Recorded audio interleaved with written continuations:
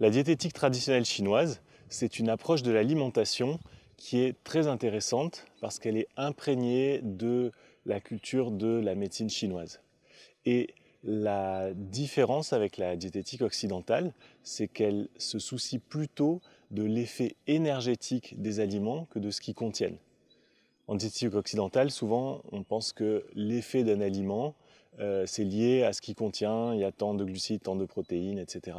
Et en diététique chinoise, on regarde plutôt un effet énergétique, et cet effet énergétique, il est lié à l'énergie que véhicule l'aliment, et ça, c'est principalement à travers ce qu'on appelle la saveur de l'aliment, ce qu'on appelle la nature de l'aliment. La nature, c'est est-ce que c'est frais, froid, tiède ou chaud, et puis aussi son tropisme, c'est-à-dire qu'on sait que certains aliments vont plutôt agir sur le poumon, d'autres sur l'estomac ou le rein, etc.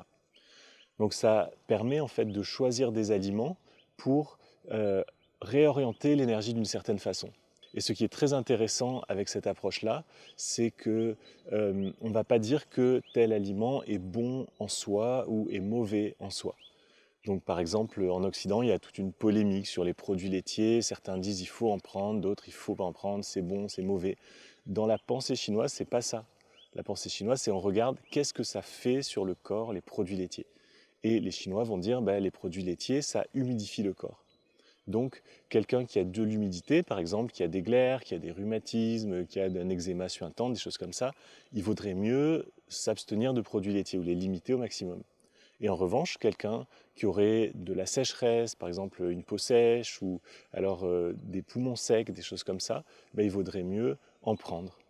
Donc, on voit que n'importe quel produit, on va chercher plutôt qu'est-ce qu'il fait, est-ce que c'est bon ou pas bon. Et ensuite, à partir de la constitution de la personne, de sa situation énergétique, on pourra lui conseiller une alimentation adaptée.